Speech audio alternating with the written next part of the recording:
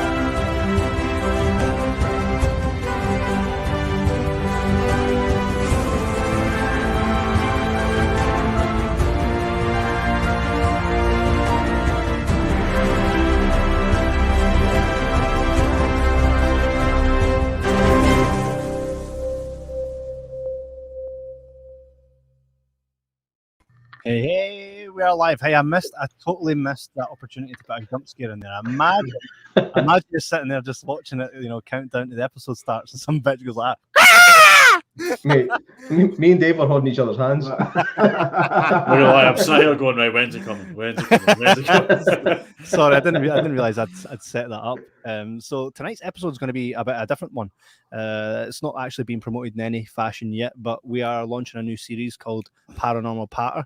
It'll be a kind of a bi-weekly series, unless there's like tons of folk try to get on them. We'll need to filter it more and more and more. But so the idea is that myself and Jay Mack are going to get together with Keiron. Keiron, you've been watching the show for some time and supporting us. What I like about Keiron's approach to things is he's very, I'll say everyone's smart, but Keiron has a way of defining things using a scientific nature and background. I know we all do to an extent, but I like the conversation you can have with someone. You made me sound so much smarter than I actually am. I mean, modesty, right? Just talking to Kev makes me feel smarter. It's cool. Look at it, there's the eyebrow. He's going to get me back in some way. In like 4 weeks' time, he's just going to push me in front of a tram. A pram or a tram, because nowadays a pram's worse. I think the really cool thing is J-Mac and I are on such a level that we're like Bill and Ted, and if we get taken down the road, we go down that road regardless. And I think it'd be good to have someone there to kind of be like, guys, come this way, let me show you something. And I think the audience will benefit from that too. So I'm looking forward to it going forward. That Bill and Ted analogy is no bad. Like anytime anybody kills in, and we're just like, whoa. You killed how many aliens with a samurai sword? And J-Mac, you've brought a friend tonight as well. David, introduce David. Yes, this is my friend David. He lives like 10 doors up. Say hi, David. How you doing? You all right? And David, actually, he went to his brother's for a wee night in tonight, and his brother fell asleep, so he's ended up here. His brother's like, mate, you want to come up for a few drinks? He's like, aye. So he goes up there, has 2 pints, and his brother literally puts a cover on himself and goes to sleep. He's like, he actually left me watching food reviews on YouTube. And I was like, nah, I'm out. And then you ended up on a podcast. Imagine going out to a quiet. These nights and plans are the best. That's it. You know what I mean? That's it. Planned fun is never as fun unless it's this for us, Kev. True, it's totally unplanned for him. Aye, absolutely. It's gonna be a fun one. So we're gonna chat a little bit about paranormal and what our experiences have been. David, I'm gonna come to you. I don't know your position on the paranormal or the phenomena side of things, so we will get to that because I'm interested to talk to everybody. Which, by the way, if you're watching this or listening on Spotify or wherever in the archives, make sure you tune in live because we would like to hear from you. Write your experiences in the comments or ask to come on the show and we'll send you a link and you can pop up in the wee window next to us, and we want to hear your stories. We'd like to also, if you're completely against the paranormal side of life, yeah. It's been a long time really since we did a paranormal episode. I mean, the last time we did it was what was that author's name? Peter McHugh. We interviewed his. It was Dr. Peter McHugh. We interviewed his That's forehead right, for about an hour and a half. We His did webcam positioning was fucking shocking. Aye, good books, Is it- though, good books. Hi, guys. What I found strange about him is you read both his books, he gets right into these scary stories, comes on the podcast, we're like, do you believe in it? No. It's like, okay then. But he was a good guest, and I think he's since went off the map since then. So let's hope it's no because he was so ashamed to be part of our show. So we're going to chat a bit, and like I says, if you want to get involved, hit us up in the comments section, and I'll leave a wee banner there to remind you to get involved. So Keiron, we'll maybe start with you, because everybody that's listening now should probably have already known a bit about Jay Mack and our kind of experiences, whether or not they're what we think they are or not. But you kind of give us an idea as to when you kind of were like, hey, there might be other stuff out there, and what kind of experiences you had at that time. I've kind of always had a thing for it. It's kind of the only way I can explain it. Even from basically being sort of early teens, seen shit, being around stuff that I've not quite explained, things that other people witnessed as well and they couldn't explain. And ever since then, it's just kind of stuck in my head going, right, I'm going to work out what the fuck's going on. Like, I'm going to work out what happened and why things happen. Mostly, pretty much everything I've experienced wise is no UFO kind of alien style stuff. Apart from kind of one story that I couldn't explain, the rest of them are all based off of ghosts and spirits and things like that. It's my favorite. Yeah, so I've had a lot of experience with that. I've seen a lot. I worked in a haunted hotel for a while, or it was a hotel that was haunted. It wasn't like an attraction haunted hotel. Worked there for 5 years. Stayed in it was an old World War II hospital. Been around some messed up stuff, even like my family at home, like things flying off shelves and people just getting randomly like moved, and I've seen some shit, and I'll kind of I suppose we'll kind of get more of the stories later on. Is that kind of the plan? But I've very much an avid believer, but more in I kind of want to work it out rather than just straight up see it and go, yep, that's what it is, no problem, cool, we'll just move on. Aye, for sure. I mean, we've kind of brushed a little bit with that kind of stuff, but it's hard because you can't get your answer. You can't be like, oh, come back. You never get a full straight answer. No, you never kind of. You want to come on a podcast? Wait, someone on Twitter the other day that I follow he's a podcaster himself. He's quite a big one. He makes tons of money doing it. He's in the wrestling field, and he was like, "My DMs are open for all my fans. We want to chat about it." I'm like, "Why come on my podcast?" He was like, "No." I was like, "Fine." No, it was so nice. If you don't ask, you don't know. I don't know. It didn't go like that, but it was very nice. And the way he said was like, "Oh, I'd love to, but just not the now with my schedule and stuff." But I thought that was kind of cool. David, what is your position on the paranormal? This could be extraterrestrial kind of stuff. It can be just sentinel beings, or even just interdimensional fucking exploration. What's your stance? Just day things. Just No much. I would say I'm definitely more swaying towards being a believer. Probably more so in experiences with growing up and I always have these kind of vivid memories of growing up and not being able to sleep at night, and I've always struggled with that even to this day. And it might sound silly, but I do remember times where one specific time where I was in bed and I remembered a voice, as ridiculous as this may sound, a voice coming through a keyhole and the door handle of my bedroom. It was like Grossman. I was like, but what I do is I just remember being, and I say I was young, but I was maybe about 10, 11, 12, and I remember having this, and I always struggled with sleeping and hearing voices, and just never really been able to get a good night's sleep. And that night I heard that, I ran through to my mum's room, and there's somebody fucking talking to me. There's somebody fucking, she's like, what do you mean? I says, talking to me through the keyhole when it wasn't Keith Lennon. Do you know what I mean? But honestly, it was ever since then, and even to this day now, I have this problem where I get up in the middle of the night and I'll sometimes sit on the edge of my bed and I'll be in a different state of mind and a different, I say, realm, but I feel like I'm in a different kind of place, and I do things where I'll reenact things that have happened to me. I mean, I was talking to Jordan earlier, and I said, look, there's a story. I said it sounds fucking bizarre, but this is what it is.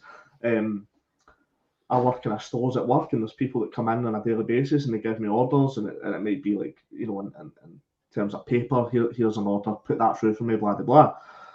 And I remember at a time, it was quite stressful because I'd just started, and I remember going home, got to my bed at night, and waking up in the middle of the night and sitting up at the edge of my bed. And it might not sound paranormal, however, I was in a state of mind where I thought I was still in work. And I remember wrapping the covers around my back, and I sat on the edge of my bed, and I said, do you know what, just fucking give me the orders, I'm not going to get any sleep tonight. And I'm sat up like, as a grown fucking man doing this, right? 10 minutes later, it's like you come back to fucking, I'm back, and I'm saying to myself, the fuck are you doing, you fucking idiot? Take the covers off and go back to the bed. I think it could illustrate how much the human mind plays when it comes to how much a rogue human mind plays when it comes to paranormal experience. I mean, he was in a situation where he could have sworn that sitting on the edge of his bed that he was getting orders given to him. And then he was like, oh fuck it, I'm not going to try and sleep because I just keep getting these orders. And then you just go, yeah, fucking minute, I'm in my bed, I'm not getting orders. It was always voices that done it when I was a young boy. It was always lying in bed, you know, thinking I'd heard voices. Even I would speak to my mum about it, and my mum is a believer, and she believes in that, and you know, she never used to say I was silly for it, if that made sense. You know, she always kind of thought, you know, there could be, you know, why would you be saying this to me if it wasn't some sort of, you know, you've had some experience, whether it may be, you know, what we think it is or what you think it is. It's you've had something, and yeah, I think it's gonna, I don't want to say exciting, but it's definitely intriguing, and I like that whole side of, you know, where does it go? It's an unknown. Nobody's putting a stamp on it and saying this is factual and this is not. You know, it's not. We're in a world where we have our own experiences, and that is what it is. You know, it's good. You know, I am sorry. With that, what you're saying, like, so there's kind of two aspects of kind of what you were saying there. There is the aspect of our mind, and did that really happen? And then there is the actual physical seeing of something. That my two experiences were each side of that coin. And I'll briefly say it again because it's been said a few times on quite a few episodes we've done.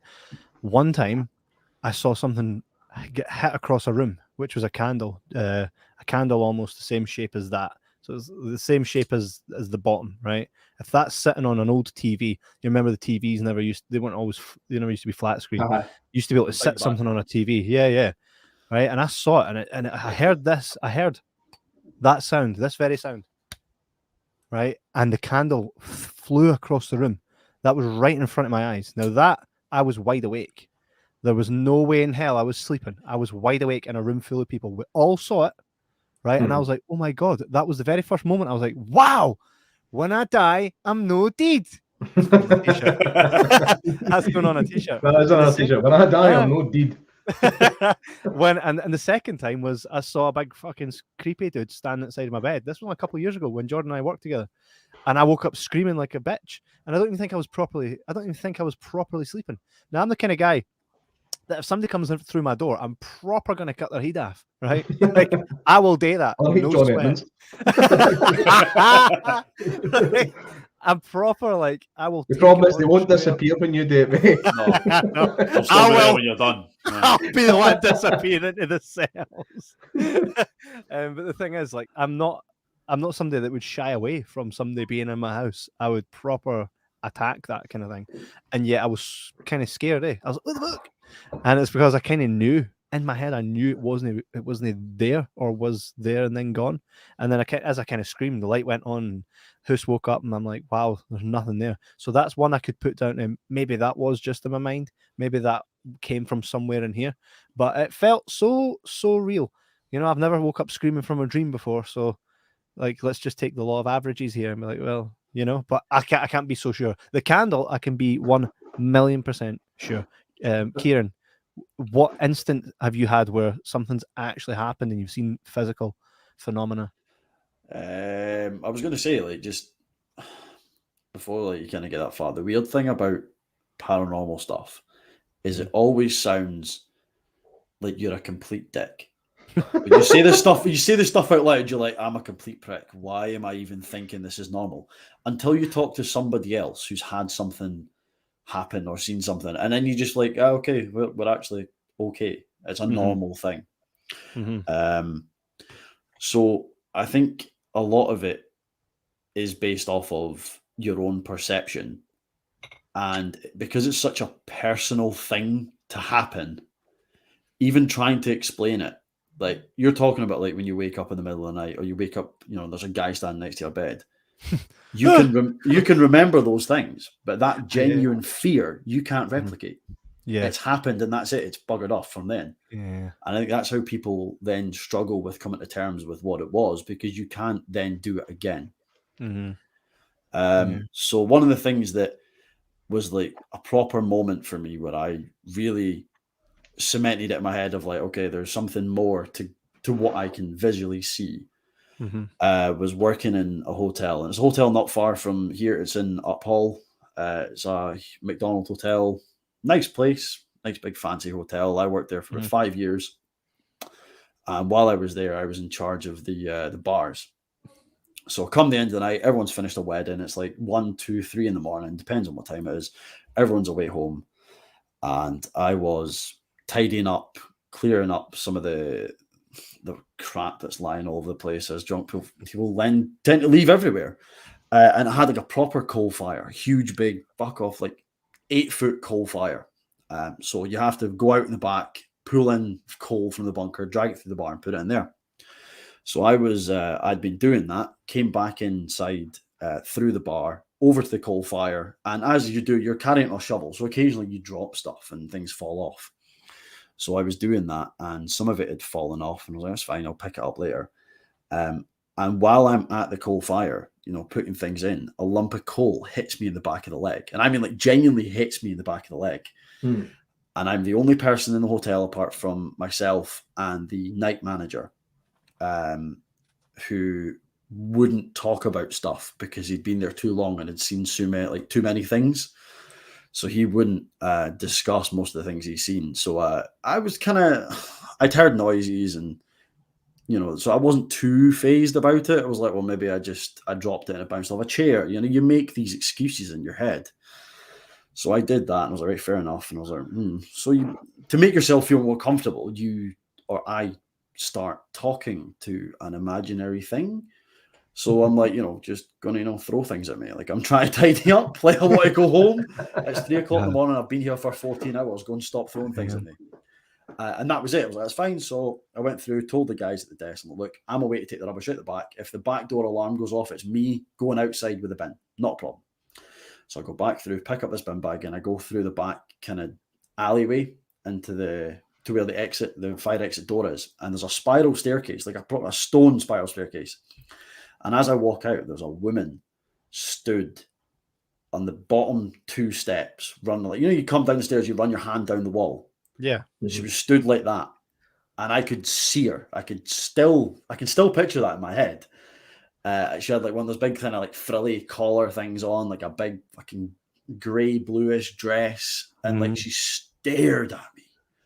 And I couldn't move. I could not move for a good 5 minutes or so, just stared.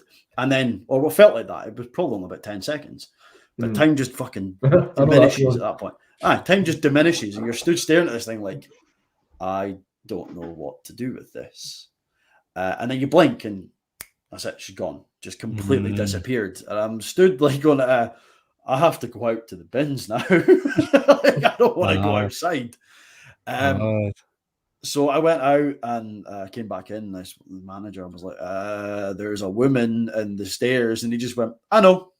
That was it. That's all he would say. He was like, "Yeah, I know," and that was it.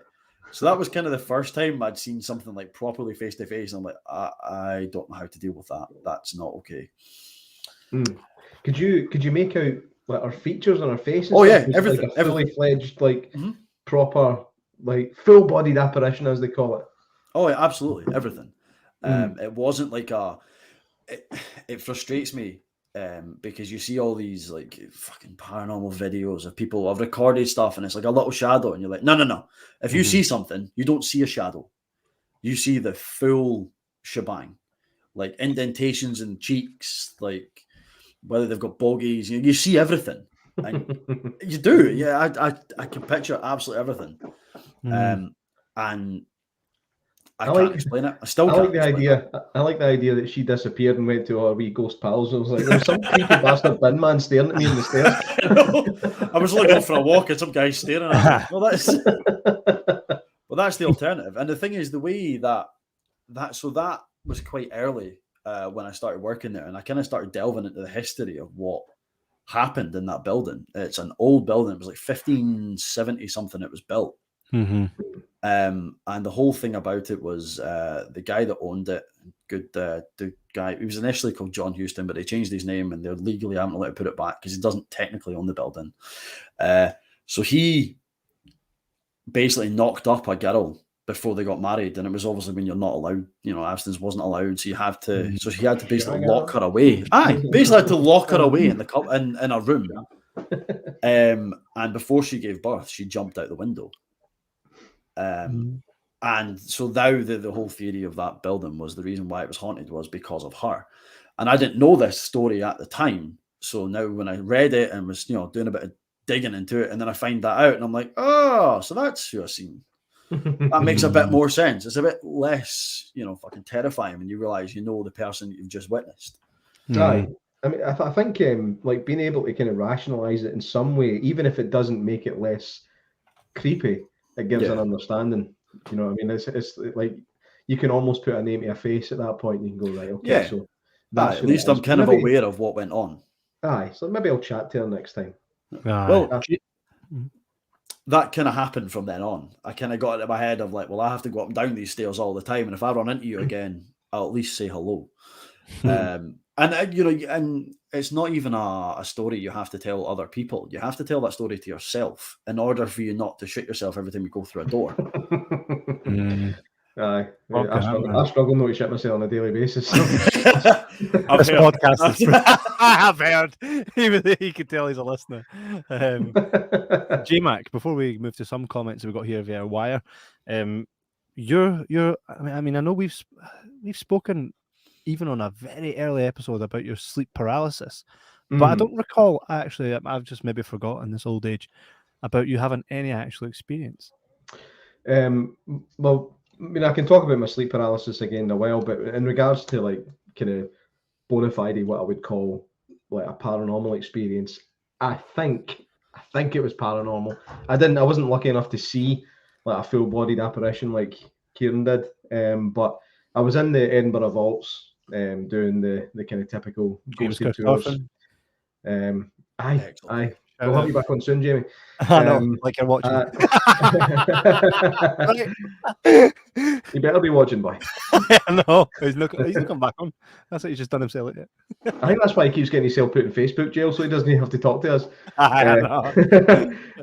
But I was in the Edinburgh Vaults and we did the whole tour thing, and then it was pretty creepy. I did prefer the Mary King's Close tour for creepiness. If you ever go to Edinburgh, anybody that's watching, ever go to Edinburgh, do the Mary King's Close kind of under the city tour. It's fucking amazing. But at the end of it, we walk out. You kind of end up at the back of an old pub, and I was just standing there, and I can't remember who it was. Somebody I was with pointed out to me like, Jordan, you've got a big scratch in the back of your neck. I was like, shut up. I'm like, no, you have. And then I felt it. I could feel the welt, and it stung. And I was like, what the fuck was that? And then I started feeling a bit kind of, no ill, but I was just like a bit shaken up. like I didn't scratch it.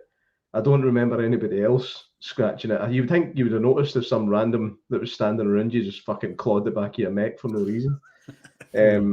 But I mean, that as far as proper paranormal experiences go, I think that was it. I did have a brief experience on Most Haunted Live. I don't know if I told you this, Kevin. Tell the story. I was on Most Haunted Live. This was in the Morecambe Winter Gardens, and I was just in the audience, and you can fill in the form for audience participation.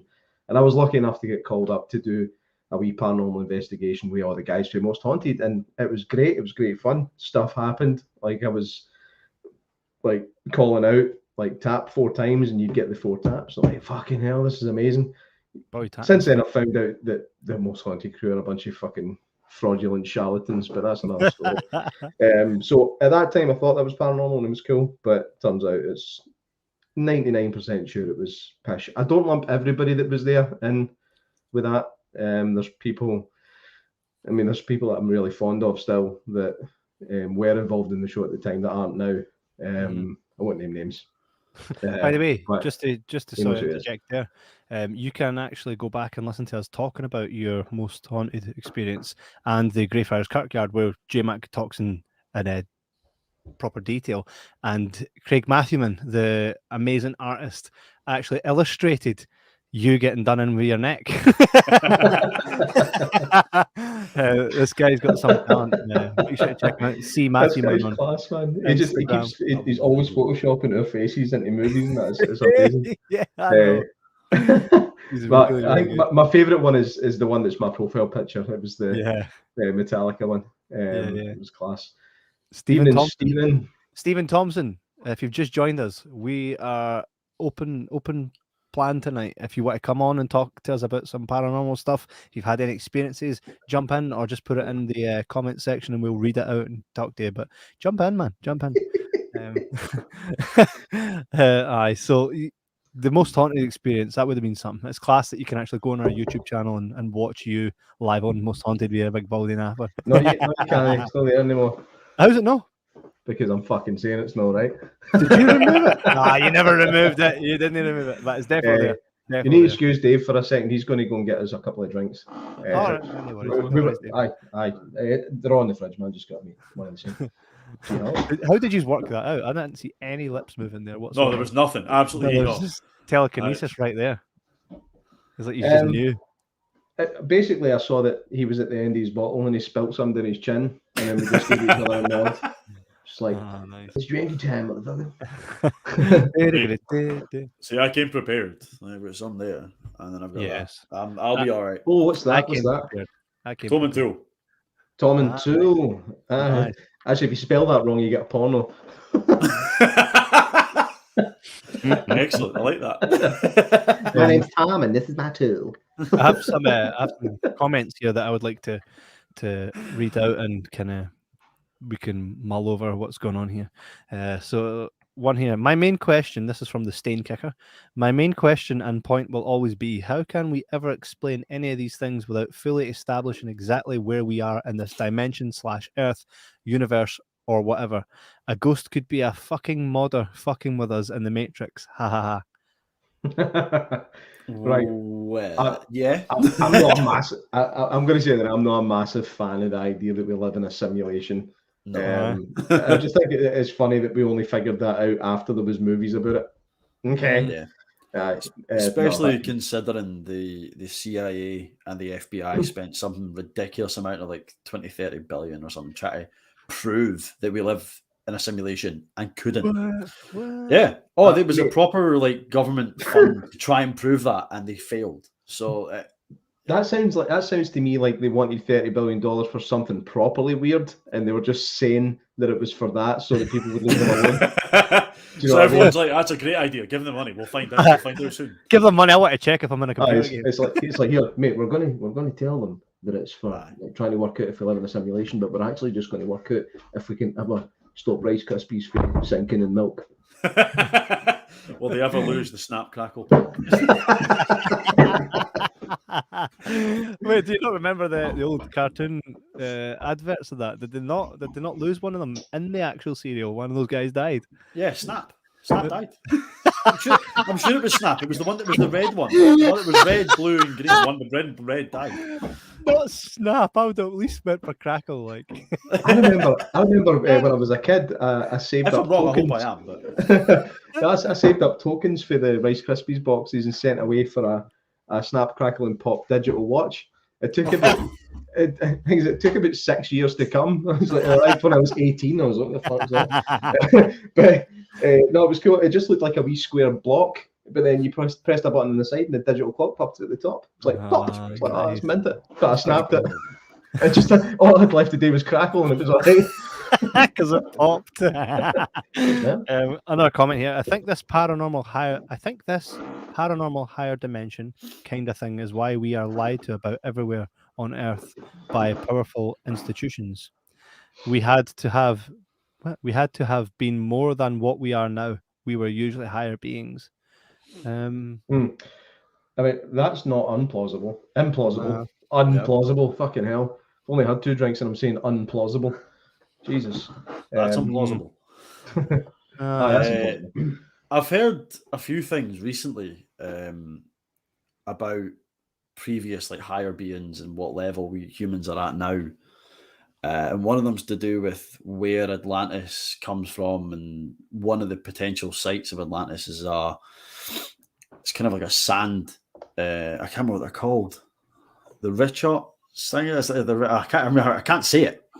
But it's the Richot structure. I think it's in Africa, and it's basically a ring of concentric circles surrounded by salt. But in the center of the Sahara. Oh man, love Rice Krispies. Don't start that. But yeah, basically. Thing is, even David's confused. He's walked back in and we were talking about Rice Krispies. Just for context, Sima Manzakova says, well, that took a quick turn. Went from paranormal activity to Rice Krispies. Love it. Sorry to interrupt you, Keiron. That's how we do. Right. That's Michaela's sister. So nice. She gets to interrupt me, or I lose a fight. So I didn't know she had a sister. Well, a big family. But also it's kind of the theory of that as well, and it was all to do with the pyramids and how humans actually lost the ability to build structures and lost levels of intelligence after climate disasters that we're supposedly going through now, depending on who you talk to, and that's another kettle of fish altogether. But things like that, Atlantis was one of them, that humans were supposedly, the ancient aliens theory, basically all of those come back to the premise that humans were able to do these things and we lost that intelligence over time, which is true, because I know for a fact I'm smarter than all the dumb kids that are out there now, mainly because I can do something that's not on a fucking screen. Apart from this. I've got that actually. That's it. By the way, Mantis from work, I'm sure it was Mantis, told me it kind of blew my mind one day, right? And he was like, you know how they found skeletons of motherfucking giants for way back?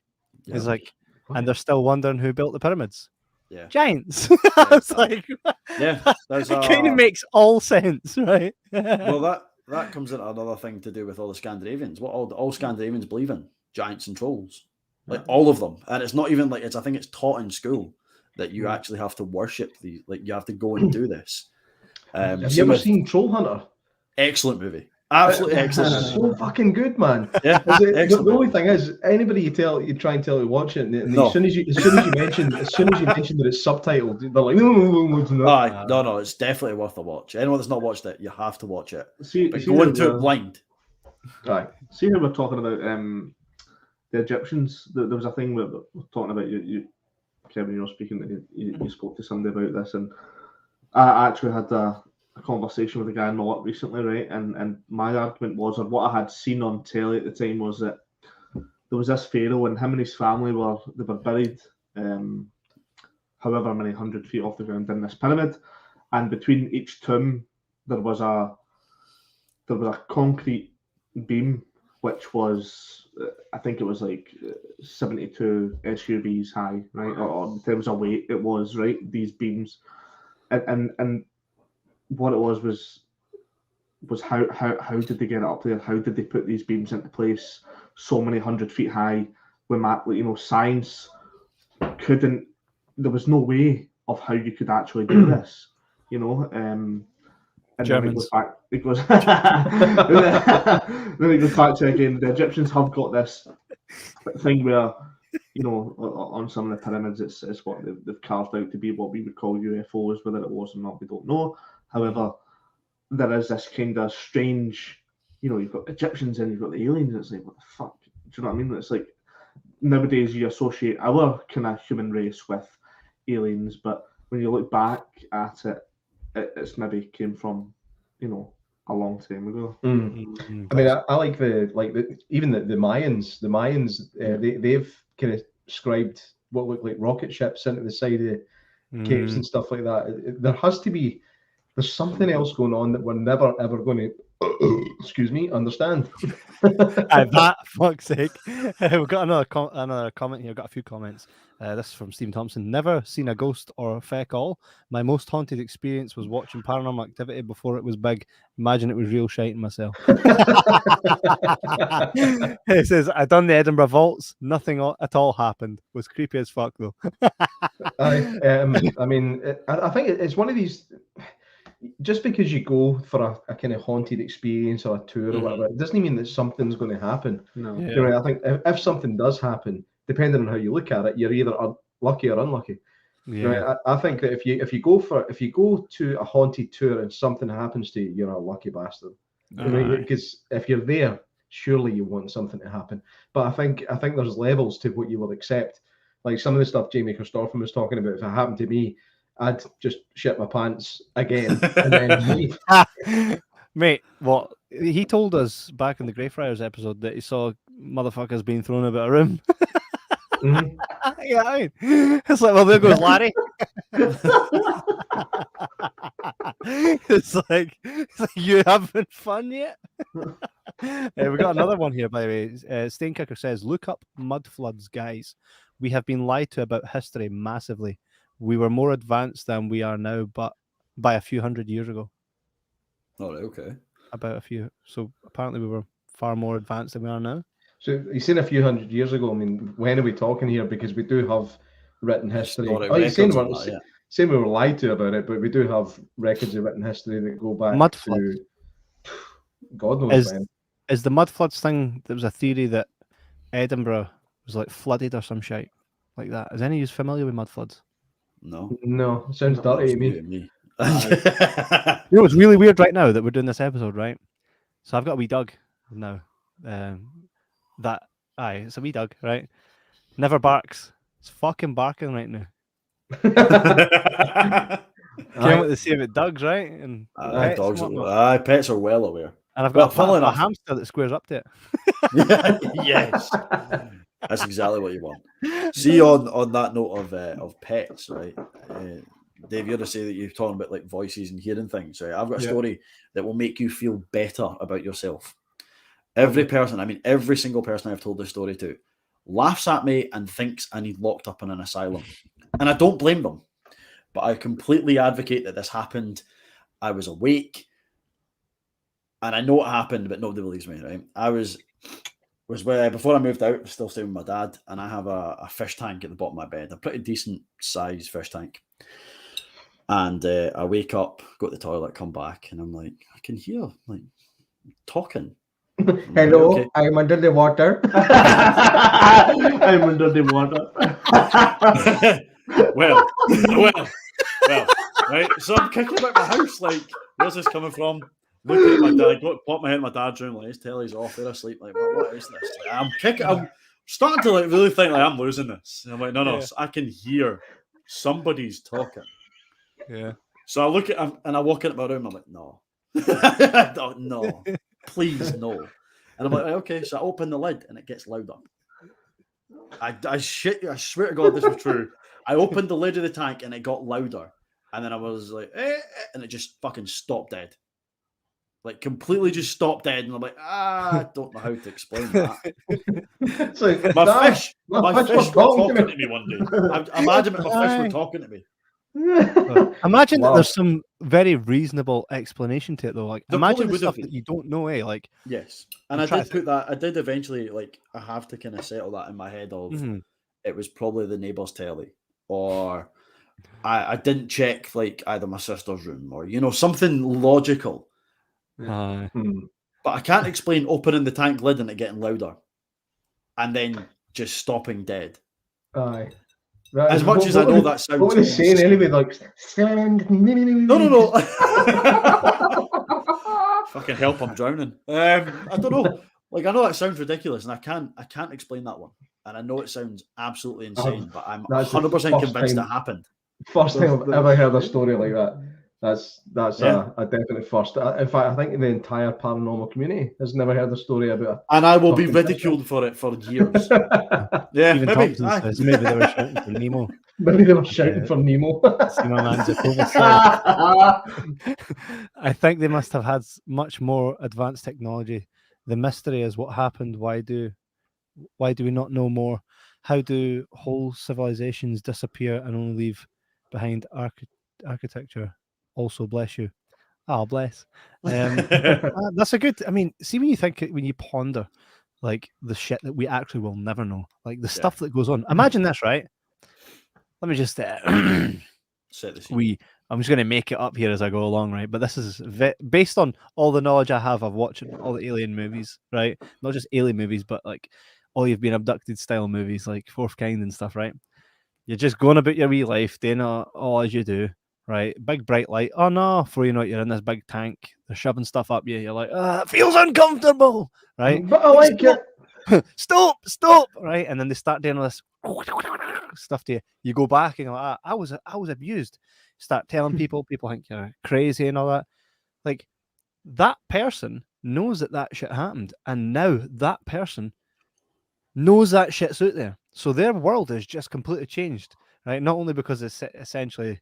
I mean, even right, skip to the other side of that. You think if you went to the cops and was like, "Here, this happened to me," and it was by one of them, do you think like they would go after them if they were able to? It's hard to pull them over. They'd get their Twitter account cancelled. Aye, that's what the police seem to want to do these days. In fact, if they did find an alien and alien came within 2 meters, they'd be like, "Where's your mask?" I think the police tend to. I mean, going back to what John Edmonds was saying, the police just don't want anything to do with anything when it comes to that. It's too much paperwork and too many people they don't want around poking in their business. Craig Matthew says, "Evening lads, missing most of this as my kids want to watch The Grinch for the gazillionth time. Oh, you poor bastard! I hate The Grinch. Love it. Kevin loves it. I fucking hate it. Well, it's a fucking horror. Fucking bump it. It's a fucking horror more than anything. It's fucking creepy. The best. Grinch. Absolutely. The Grinches love Grinch. Always fancied doing like a paranormal hunt somewhere like Bangor or something. Well, we agreed with Jamie Korstorffen that when the time was right, basically after lockdown, that we would get together in Greyfriars Kirkyard and we would film and what we laughing at? Bugs funny. Like walking in with canes. It's finally happening. Aye, right. So I think maybe we should head out for January. We'll get James back on the show. We'll catch up with what's been going on. Maybe head out in January. All of us, if you're watching this show and you're local to Edinburgh, come along. We're going to go in there with the idea that we're just going to chill, do our thing, film, and see what happens. James says a lot of crazy stuff happens, so it might be possible that it happens, it might be that nothing happens, but it'd be pretty cool to test that out. And I think that's the first kind of thing as the Paranormal Patter team. Right? we should absolutely check that out. You know what's weird? I was in the shop today, like, and I went to buy like a coffee or something, and I looked to my left, and there was this dude wearing a big T-shirt. It was quite a big dude, and on it said something like "paranormal urbexing," and had all the social media and that. And I thought, what's the chances that we're just about to start this wee paranormal series, right? And there's somebody local that goes out and does it all. I thought maybe I should like follow the link on their T-shirt and maybe ask them on. But then I thought, nah. And then I bought the coffee. So at the end of that story, fuck all happened. It's like a fucking talk for Boris Johnson. Oh man, I love. Is that mask behind you strategically placed? Yes. It looks like it, yeah. It's like, is that a mask? I mean, see if you went, what mask? I'll be like, no, it's been in my mind. It's been in my mind. So I'm looking forward to the kind of stuff that we're gonna like. The idea of this show is that we will bring stuff to the table where we'll look into specific cases. We'll get people that were involved. We'll bring them on. We'll talk to them. We will actually go out and film stuff. We got an award-winning production team, so it'll be cool. It will be cool. I know, it's fucking awesome. Kev, tell David what happened today or yesterday, whenever it was. I think it was yesterday.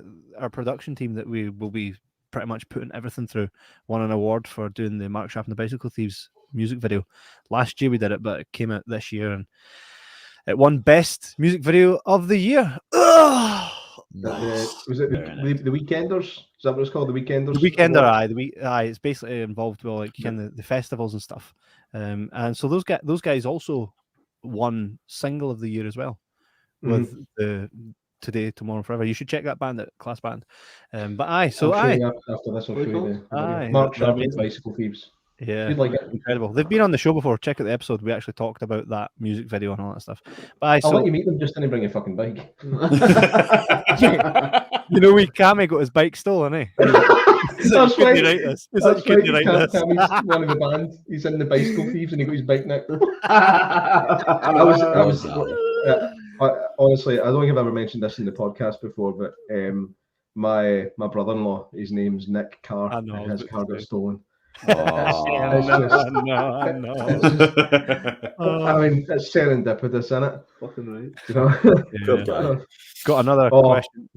Absolutely gutting. I think they're still suffering for it. Fucking, it was such a bastard of circumstance as well. He basically started the car to go to work and then realised he'd forgotten his laptop or his briefcase and just jumped back in, came back out. Car was gone. And a ghost took his car. Like a brand new Volkswagen Tiguan. That's not a cheap car. Another comment here. The Stain Kicker says, I entered Bangor, ran about the place looking for ghosts, jumped in a wheelchair, took the piss, asking for ghosts and that. Nay ghosts, lol. Smart Duck also says, just imagine seeing a ghost being abducted by an alien.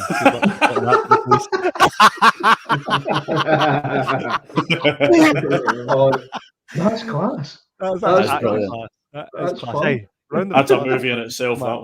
Smart Duck. They don't call him Smart Duck for nothing.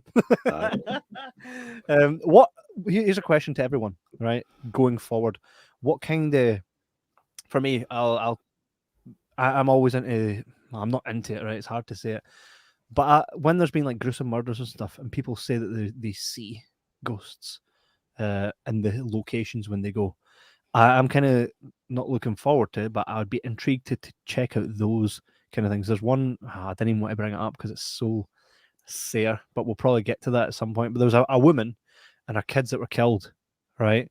And I've watched, because for some reason it stuck with me. You know, sometimes you'll read something or you'll watch something and it's true to life and it sticks with you for quite a while. It leaves you like a bad taste. And I had to keep consuming content. And I watched people that claim to be paranormal investigators, and they went to the house where herself and her two kids were killed, and they're looking with these wee infrared stuff, and you're seeing these figures staring at them, the lassie, through the window, and then they're moving, and then they're coming back, and the figures kind of match the profiles, the silhouettes of the people that were there, and I'm like, what? And there must be some sort of energy that stays somewhere after that. And now that house where they were killed has never sold, and the house is like mega undervalued now, and the house is insane. Like, it's such a nice house. What case is this? You know, there was a documentary on Netflix called The Family Next Door. The American Murder. Yeah. Right. It's them. That stuck with me for so long. Yeah. And it's because it was just so gruesome and horrible for what it was. And for some reason, I don't know, I just kind of I was drawn to it, and I was looking at the people just driving by the old house and looking at the house and see at first glance, if you didn't know what was happening there, or if you look at the houses across the road, you're like, oh, that's a class house. See, when you look at that house, there's just something that's like a big fucking, there's something that you're like, that's not a house you want to go in. How can I feel that? And I'd be interested. That happens anytime there's any kind of negative connotation associated with a certain property, it immediately makes it immediately looks different. I mean, if you look at the Amityville house, beautiful big house, but because of that story, you go, stories, mate. Stories. You can imagine multiple stories. Multiple stories, right?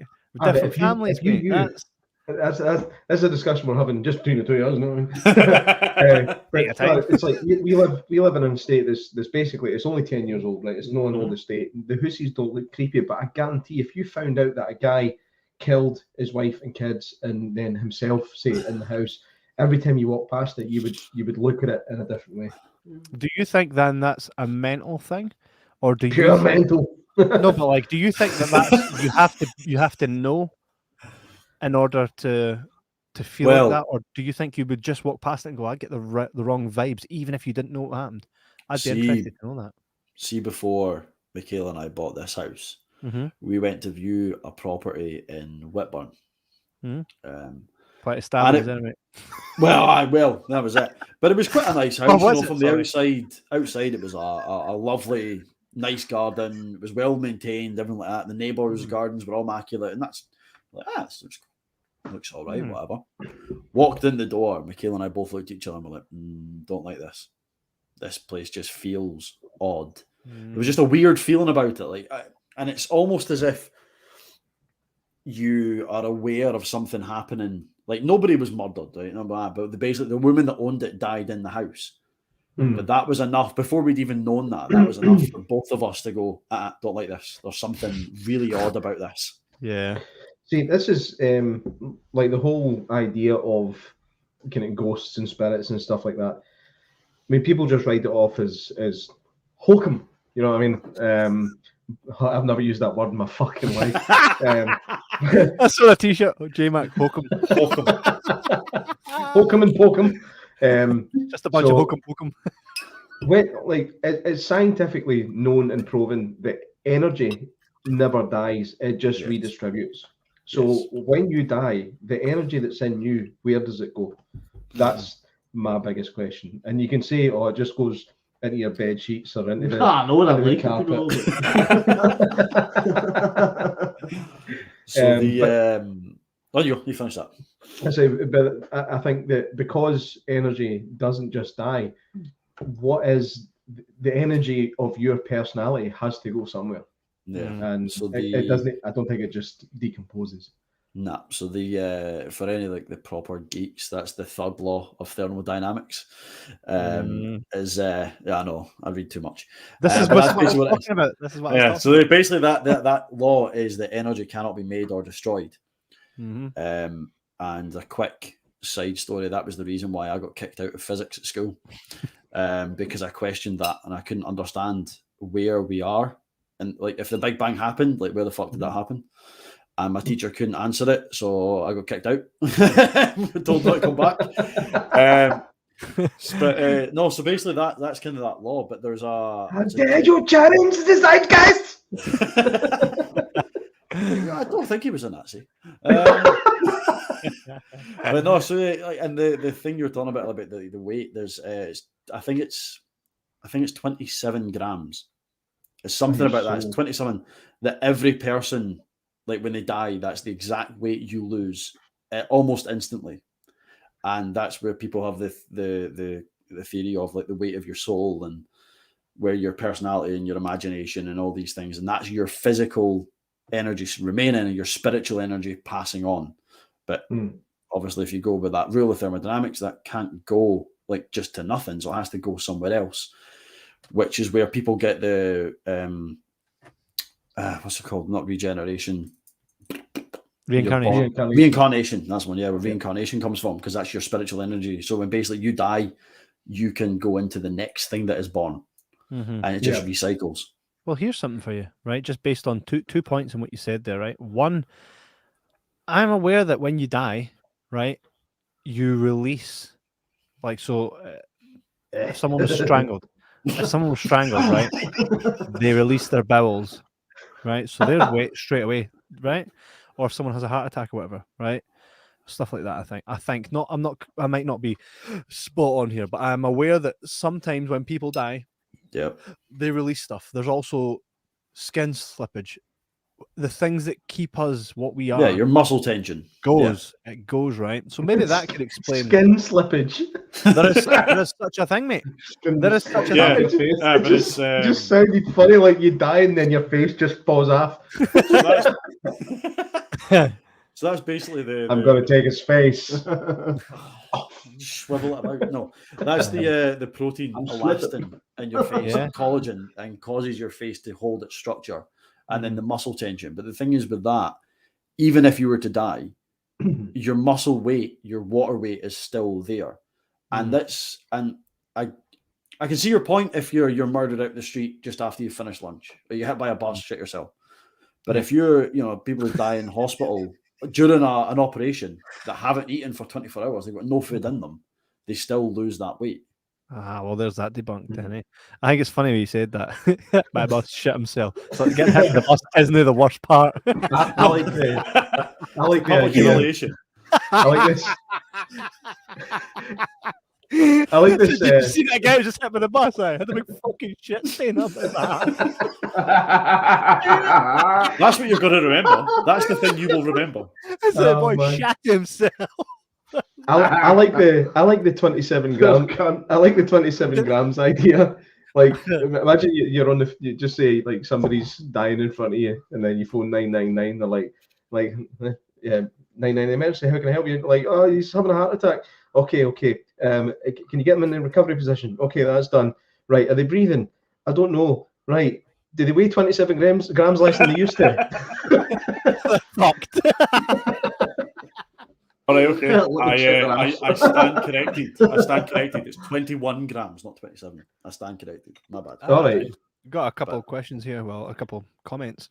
Seema again, doesn't necessarily have to be the ghosts of the kids. Maybe the act of murder itself caused something evil to take possession of the house because of the violence of the murder. Very plausible. I hope at some point during this new mini-series that we're doing that we can actually establish stuff like that. That'd be pretty cool. Smart Duck says, I get the same feeling with those toilets when you have to put 10p in. You just know looking. I think he means that you just know someone's looking. You just know nobody's someone's looking at you. Probably, yeah. Aye. So I was kind of saying that Smart Duck, come on. I'm looking forward to looking into stuff. Another thing I had mentioned to you, Keiron, and I think we should make a documentary on this, a wee mini mockumentary or something, on the whole UFO abduction of that fella up in Deckmont. We actually camped right at that very spot. Never seen a fucking alien. There were a few questionable characters there, but there weren't aliens. Millwall. Do you remember Millwall? No. No, one of the guys we were with was out his face in acid, and he just kept coming up to people going, Millwall. You've probably seen some stuff, man. What kind of stuff were you guys looking forward to covering that we should put in the pot of things to cover? Obviously the Greyfriars Kirkyard, but I would like I'd like a stab at Mary King's Close as well. Yep. There's a fucking mental hospital up the road there in Butler. That's right, actually. Yeah, and that was on. There's a hospital just up here in Lismahago. It's called Birkwood Hospital. And fuck, I don't know too much about it because I was just too young and we just used to go up there for a chase. But basically, it was fuck you, dude! It was like a mental asylum in the end, and supposedly, story has it that these people were treated bad. Some of them were tortured, blah de blah. However, this place, Birkwood, there's always been guards outside that you've never been allowed in. It's been fucking about for years, and it was on I don't know, one of these fucking horror channels where somebody did a thing on it, and it was quite good. But you should probably check it out because I think there is quite a lot of stuff still there. You know, it's not been touched. Do you know what I mean? So it's quite fucking. Bangor is good for that, but you can't actually get there anymore. Unfortunately, Bangor was it's a hospital I was born in actually. Probably most you two maybe as well. That explains that a lot. No, I was born in The Simpsons in Edinburgh, which is also not there anymore. That was somewhere in Falkirk. You were born in Falkirk? Aye, man. I was Bells Hill. Bells Hill. Well, anyway, no show. it was literally just me that was born in Bangor, right? Okay. But that was like a kind of local hospital, that and St John's in Livingston, but Bangor was more functioning at that time as a normal hospital as well as the psychiatric units. But the land has been purchased and it's going to be getting built on. I think the plan is to keep a lot of the buildings there looking the same as what they look just now, but they're going to get completely just rebuilt. renovate the inside. Yeah. So basically, you can't access that anymore. But I mean, I had the idea a long time ago of doing Inverary Jail. Inverary Jail's amazing. Yeah, that's a very cool place. And I actually did contact. This was like way before me and Kevin even started doing a podcast, even before we knew each other. But I'd got in contact with them to see how much it would cost to do a kind of overnight paranormal investigation. And at that time, it was like 200 quid. So you get 20 people, or even 10 people to go, 20 quid a pop. Job's a good one. So there are ways to do it legally without just breaking in and filming stuff. So we should definitely go down that route, especially when we're talking about it online. Especially, and then using the content. Using the footage as well. That's probably. So you better incriminate yourself. Were you there? No. Just in this way. Yeah, it's always like it's hilarious. I'm Kevin Wells. See, the many times you see it, people videotape themselves committing crimes and put it online. It's like, what? You've just fucking. Michaela Manzakova says, "Who thought building there was a good idea?" See, the thing is that's a horror film waiting to happen. I'm not phased by ghost light. I'm okay with that. But would I fuck buy a flat in Bangor? Not a chance. Nah, no up for that. Like Smart Duck said, had a crawl about under the floors in Bangor and had to look in the old buildings. It's an eerie place. It is. I think if you're from this area, everybody has taken a wee trip into the old Bangor, and you go in there, mate, and you're like, what man? You're seeing rock. Creepy, man. Maybe it's his energy. Maybe you're just hearing his energy.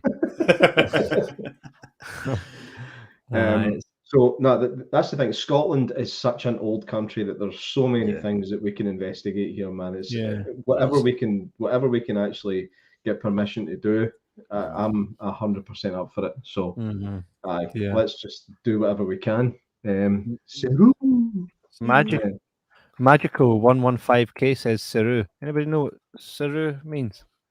Don't know, but that guy looks cool as fuck. Do you ever just look at a guy and go, he looks cool as fuck? He looks like he's that's my brother-in-law. No way. No way. So magical. Is that his name? Mayo. What does Saru mean? I should know this. Okay, Saru. I'll find out. It means exclamation. Exclamation? No. Maybe. Aye. Hey Saru, don't make it bad. Serious. Right, okay. Right, okay. I see. It means hi. It means hi. I just have to correct you there. I'm going to start saying that. Anytime we start a podcast, I'm going to go, Saru. Saru, that's class, man. We're using it. It's going on a t-shirt. In Slovakian. See, when I started going over this, looking up stuff for this podcast, I was looking at things, and you just get the random stories of like. Apparently, there was a UFO sighting in Armadale in 1994.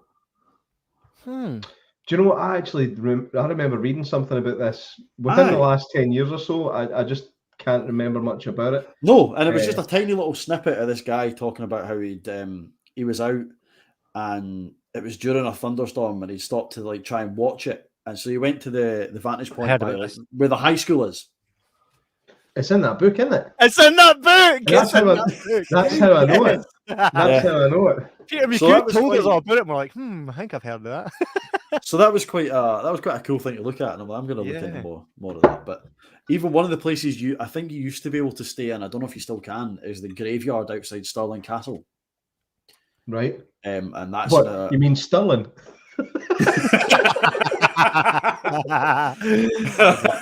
Sorry. No, very nice.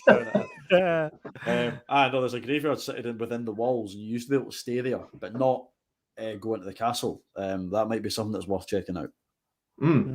Absolutely. You up for it, Dave? We'll get this. got another comment, another couple of comments in here. One from a Stain Kicker says, "I know someone who's seen that UFO. I will see if I can get them to talk to you." Excellent. If we could get someone an eyewitness account of that, right? And we'll read the excerpt, Keiron. We'll get you to actually even, and like before we go live, we'll get you to read a wee excerpt and we'll play it right yeah, for I'll context, and then we'll get this guy on. We would absolutely love you to put us in contact with that person. Also, the Stain Kicker says the weird part about Bangor was how abandoned it was. Medical records left lying about, old pill bottles, wheelchairs, desks, all sorts of shit. It's like it was just dropped and boarded up. I mean, that's pretty much fucking Livy anyway. David's just saying that Birkwood places like that as well. Stuff just left abandoned. I do remember. I remember at Bangor, like when you were allowed to walk around it, there was a wee crack in a window that you could look at it and you could see like a wheelchair just sitting in the middle of the hall. Wheelchair, and then there were some beds kicking about as well. And mate, I can just imagine someone going to Bangor and being like, Jordan McCaig, piles. Speaking of piles, J Mac, how are you feeling? How are you feeling, mate? I had one pile. Why did you feel the need to send me a diagram, like a diagram of exactly what a hemorrhoid is and where it sits? Why did I need that? I wanted to show you the pain that I was in. I didn't send them a picture of my bumhole just before anybody's thinking about this. But it was like a medical diagram. I'm like, why did I need this? I actually Googled drawing of a hemorrhoid. That's going to look weird in my Google search history. You would have been there just sending them a picture of your ass.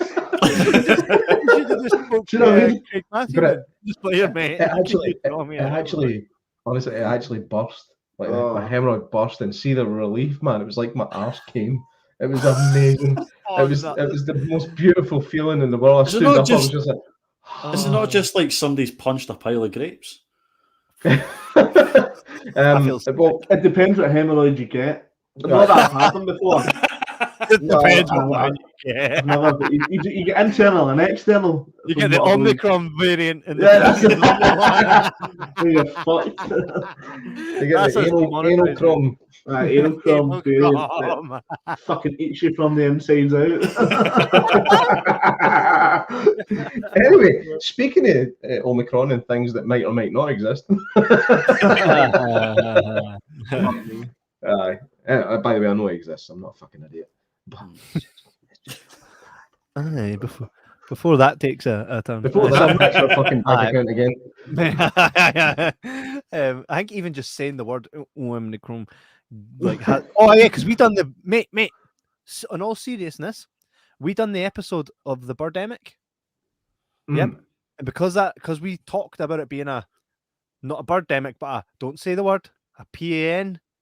Yeah, will not monetize it. I'm like, what the fuck, man? Just because we said a word, unbelievable, right? Big tech. Oh no, I've just done it again. What an absolute bunch of canuts. Yeah, exactly. Well, we've got Smart Ducks back again. It would be interesting to know what speed those UFOs that are seen by the military are going. Well, so the tapes released by the FBI or something like that the fighters are tracking them. Fuck, what's that thing on Netflix? I think it's called Unacknowledged. Unacknowledged by is it Stephen Greer? Stephen. Is it Stephen Greer? We did an episode on this way early on. So we did. No, that's crazy, man. Mate, see, that's right. 2 years ago, I watched this fucking documentary. UFOs to me were I was kind of 50-50, right? So I hadn't seen them and I hadn't not, so it was kind of. Anyway, I watched this Unacknowledged with Stephen Greer, and fuck me, either he's an absolute fucking brilliant actor, or what he's saying is genuine. But doesn't it leave the fact that it could be genuine quite fucking exciting, considering what he said? And I remember coming away from that and going to the wife and going to the kids. Fucking aliens out there. Fucking UFOs. You've got to be careful. Santa's watching. Fucking aliens. Yeah, that's right. It's a brilliant documentary, though. Really good. It definitely is. I would recommend anybody go check it. Check this out, though, right? I'm going to tell you a bit about what I've seen. I'm not saying it's UFOs. I mean, technically it is, because I don't know what the fuck it is, right? But what I will say is this, right? Propaganda on this pish. I watched a BBC Three thing, right, years ago, and after watching that, I was like, oh, they're real, right? And it was this. Oh, I'm gonna go find out some fucking aliens. I'm Danny Dyer, man. And he's away fucking swearing at aliens in that. Did you watch it? Oh, Danny Dyer. I've seen. I know of it. I've never seen it. I know Danny of it. Dyer. That was it. That was it. Shitting myself. That was it, man. That was it. Do you remember? Right at the end, the fucking alien pops through the door and he's like, whoa! I was like, mate, see the older I'm getting, the more I fucking love Danny Dyer. Oh, he's fucking brilliant. When I was younger, I couldn't stand him. I was like, yeah, I hate you. He's Now I'm like, everything you say is gold to me. That's it. he's like, fucking mug, man. He's fucking brilliant. Man. Remember, it's like a clip from like one of the Football Factory episodes that he did, and he walks by like a wee group of like kind of like older teenage lassies. He's like, "What girls?" And then he walks by. He just keeps walking and goes right up my street. It's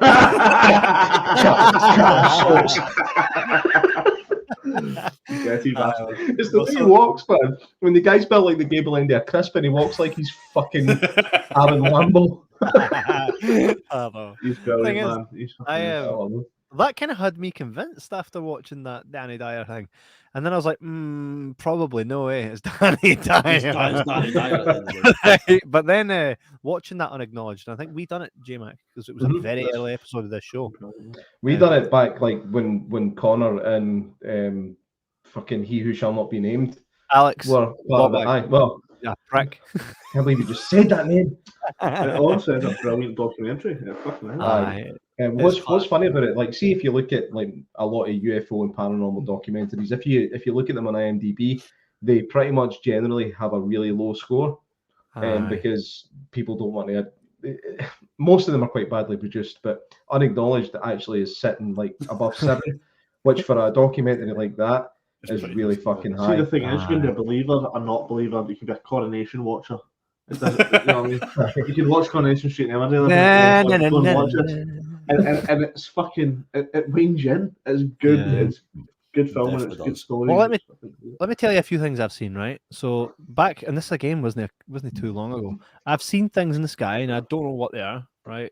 All I know is they were clouds, mate. Well, so I was cycling to work, right? You know me, I drank at the wrong time there. Oh, man, it was whiskey as well. Oh, whiskey coming out my nose. There's nothing worse. I mean, I can only think of one thing worse than whiskey to come out your nose, but we'll speak about that another time. Whiskey going in your arse. I would clean up your hemorrhoids, though. That's sterilization. So I used to cycle to work in the morning, so I'd have to get out of the house earlier because it was quite a trek, right? Back where we used to work, J Mac. And I remember cycling early in the morning, so there was no light pollution, like little to none. You could see all the stars and that. And I just remember seeing something hover, right? It was white.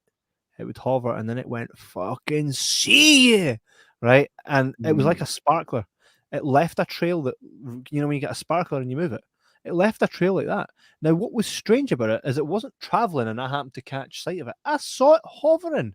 It was hovering in one area, just doing its thing, and then went, fucking catch. Right? Oh shit, Kevin's seen us. I know. Who's Kevin, the little Keiron worker? He cycles his bike. Mate, you could be like Bill and Ted. You might be the one that saves the human race and like, oh no, he's seen us. Like, whoa, man. But like that, I mean, that is a UFO. So that's what it is, right? I mean, essentially, that's what it is, a UFO. Yeah? Yep.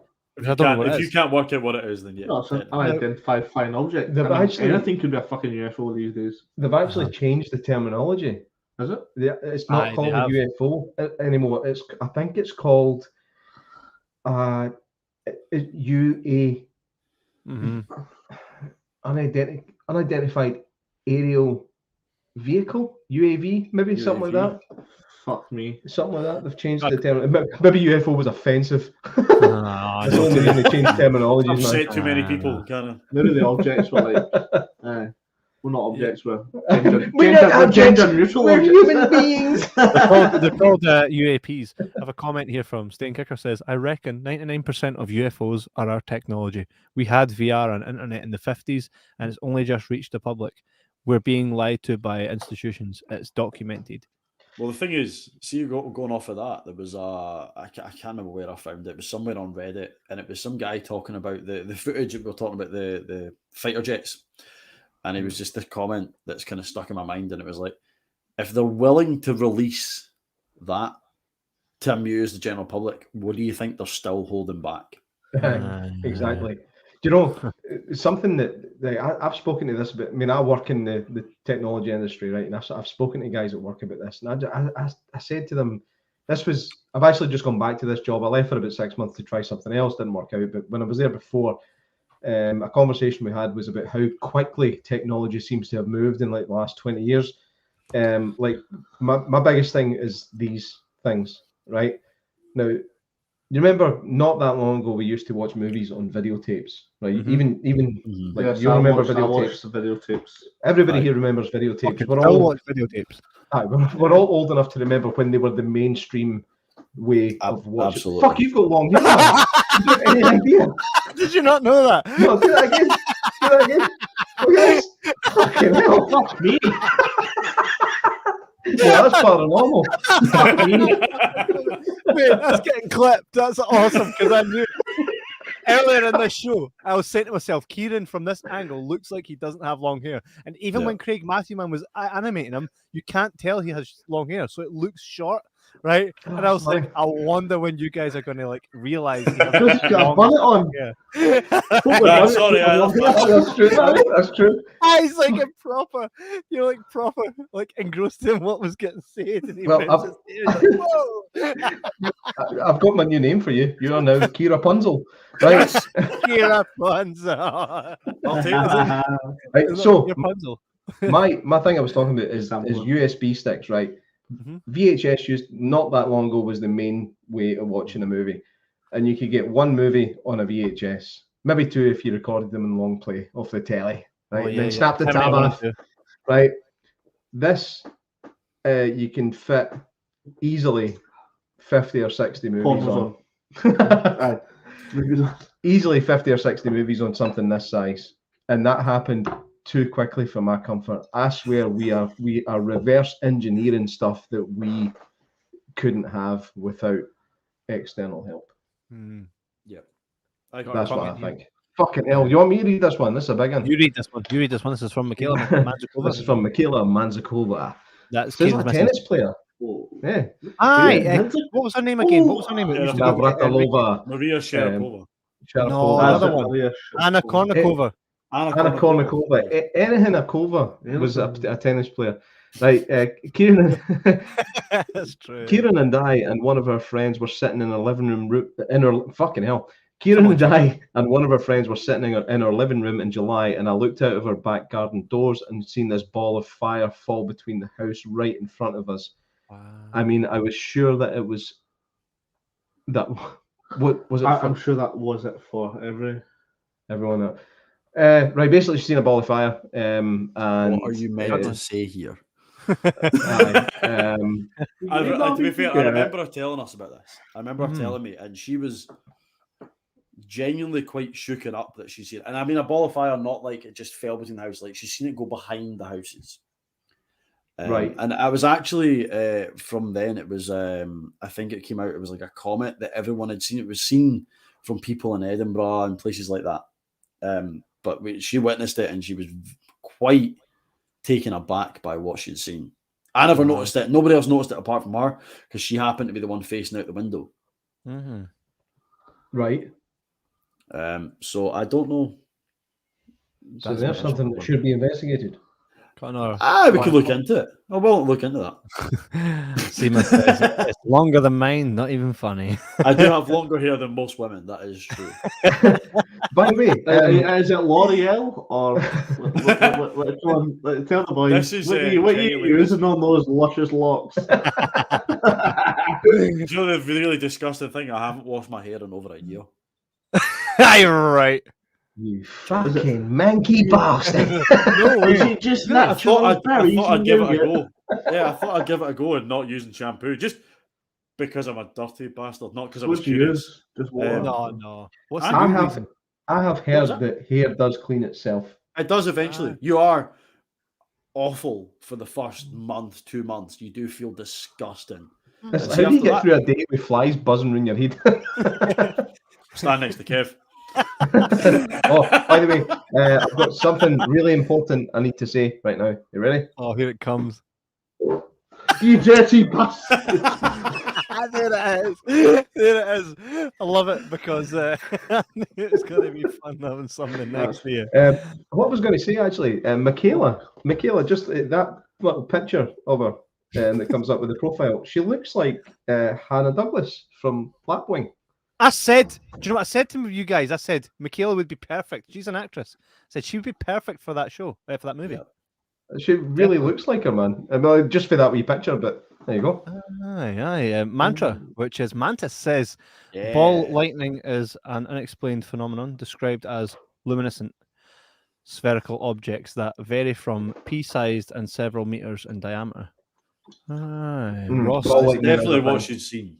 Ross Hardy says UAP under the aerial phenomenon for the PC. There we go. Michaela says I can vouch for that. He stopped washing it at the beginning of lockdown. That annoying thing.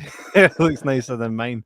Class. Well, I got sent here as well also a diagram here of VR.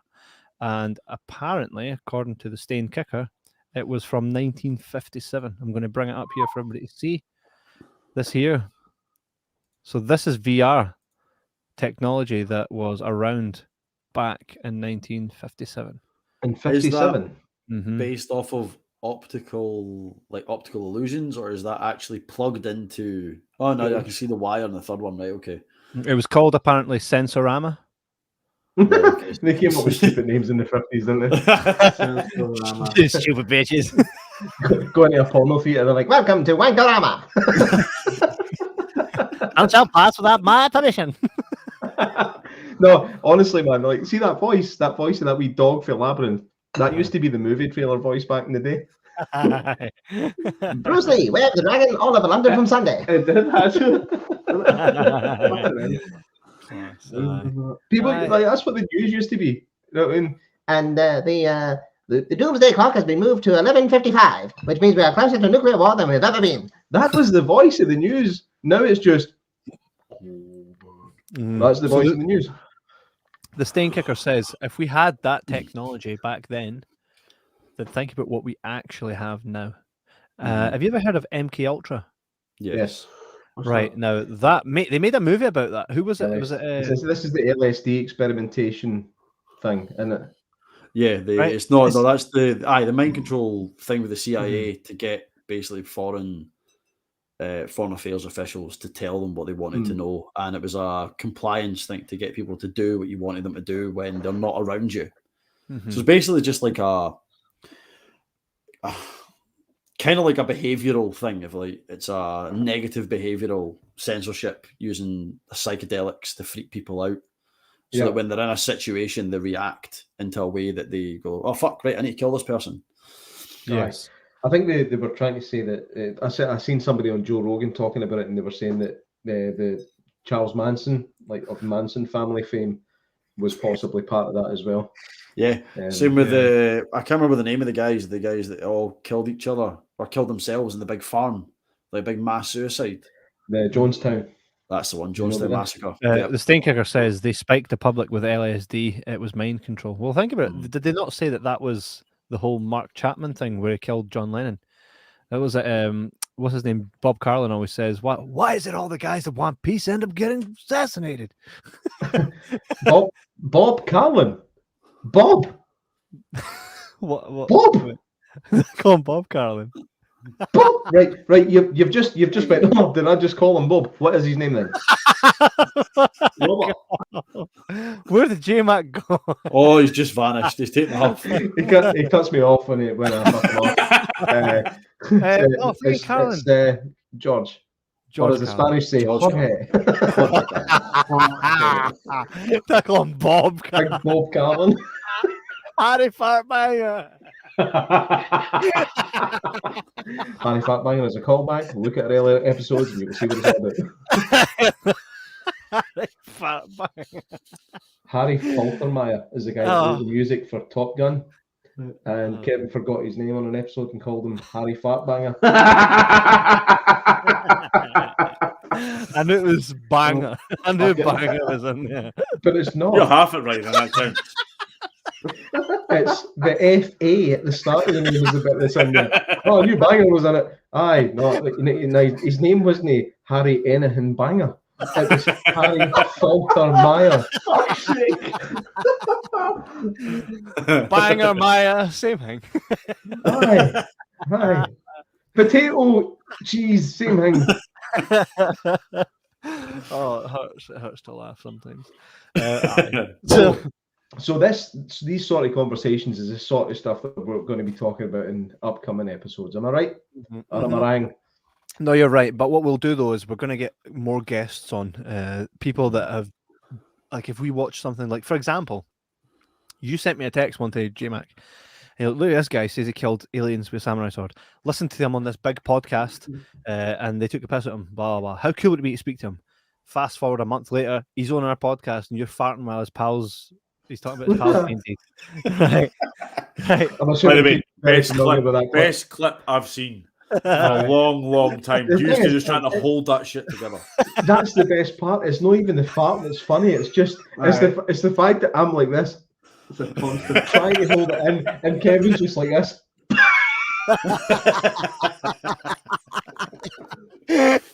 Oh, we tried so hard. It was so hard. And at one point, Kev tries to pretend he's coughing, and he goes like this. He goes like this.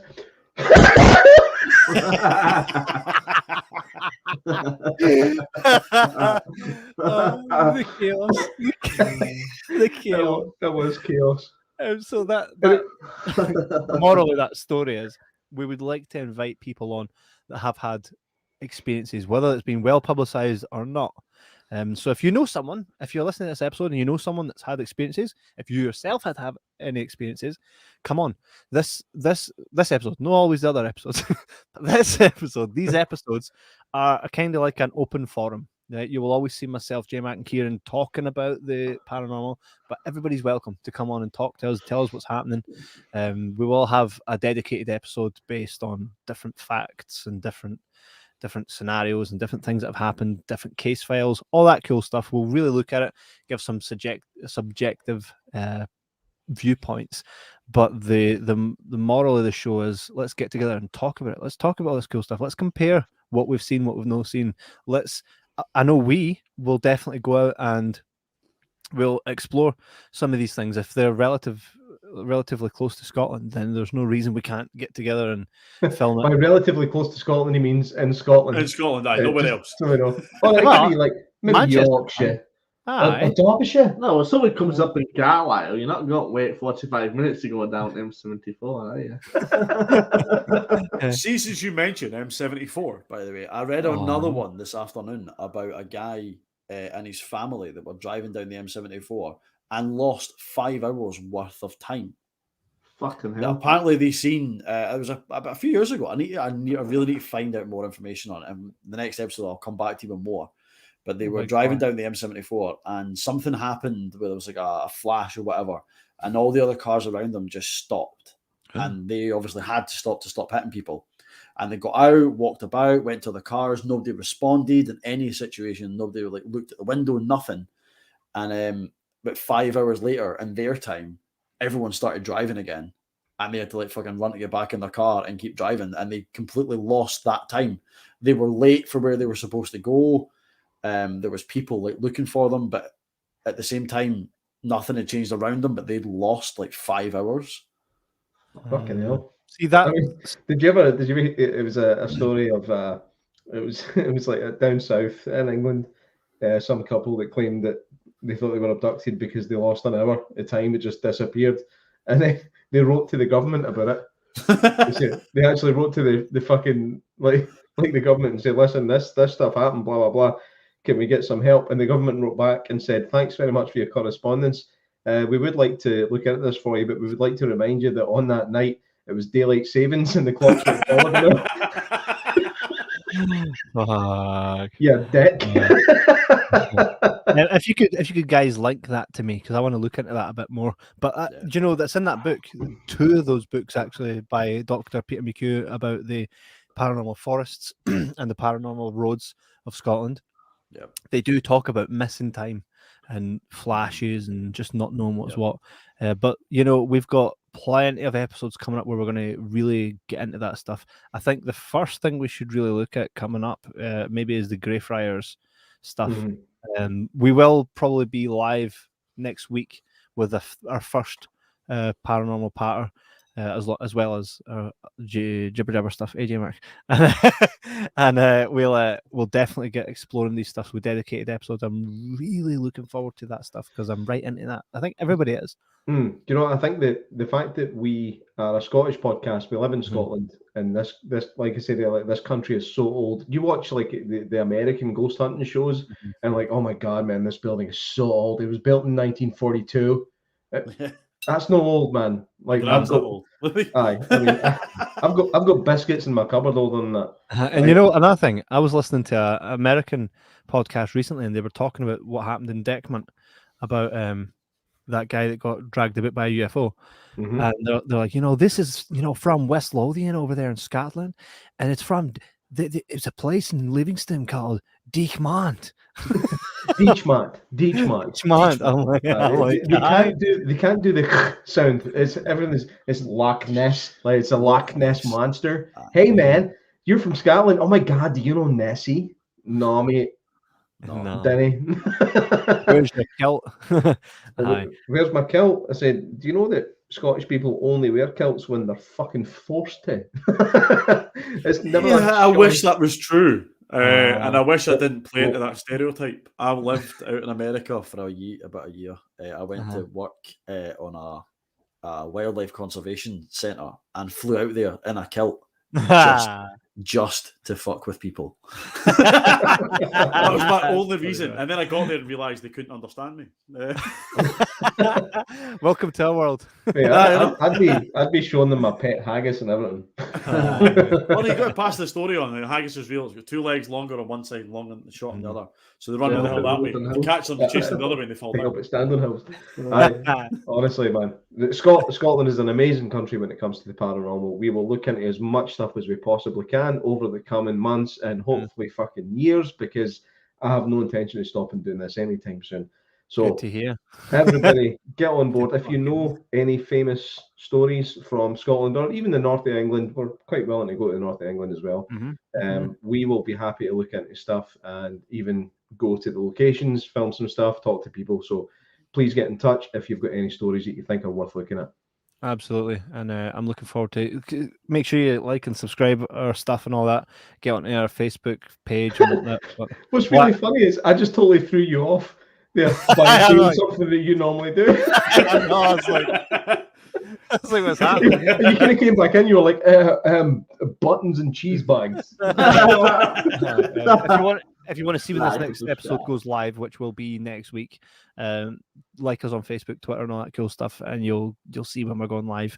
Make sure you do check us out live, because that way you can be part of the show. And you know, it's been a great episode tonight. It's an introductory to our new miniseries. David, thanks for joining us. Thanks for having us. I'm sure you can come back on again. We'll chat more and come with us to the Greyfriars Kirkyard and never I'm definitely up for it. It's man.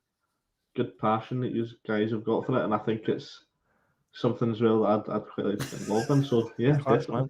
Man. Come along, and Keiron, I'm looking forward to this new wee journey we've got on the go. And bring your hair.